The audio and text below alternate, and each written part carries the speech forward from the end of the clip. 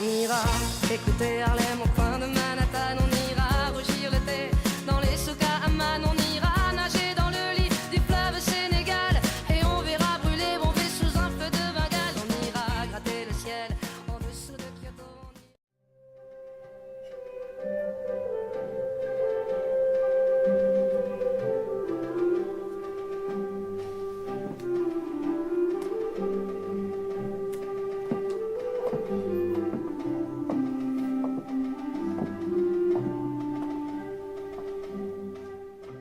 Si à 25 ans tu n'es pas marié, tu auras de bonnes raisons d'avoir honte.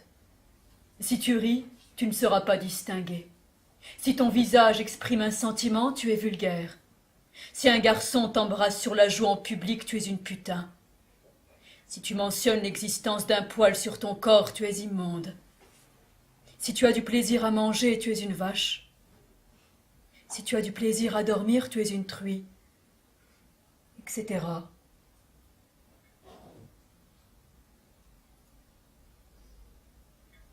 Ces préceptes seraient anecdotiques s'ils ne s'en prenaient pas à l'esprit.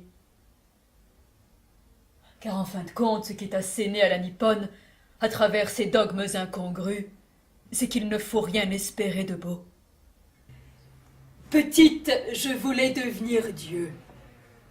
Moi, très vite, je compris que c'était trop demandé, et mis un peu d'eau bénite dans mon vin de messe, je serais Jésus. Oh, j'eus rapidement conscience de mon excès d'ambition et acceptai de faire martyr quand je serai grande.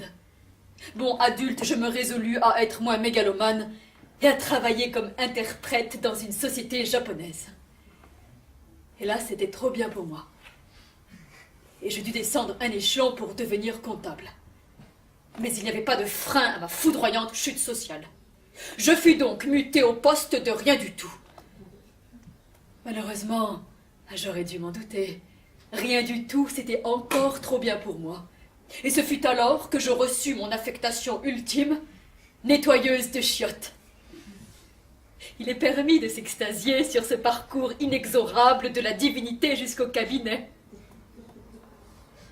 On dit d'une cantatrice qui peut passer du soprano au contralto qu'elle possède une vaste tessiture.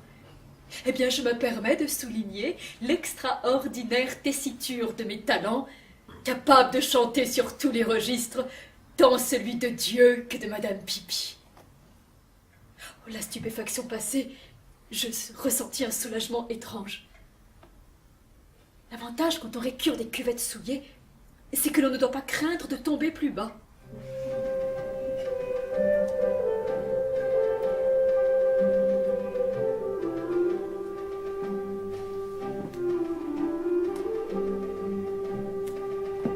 Fubuki, elle, n'était ni diable, ni Dieu. C'était une japonaise.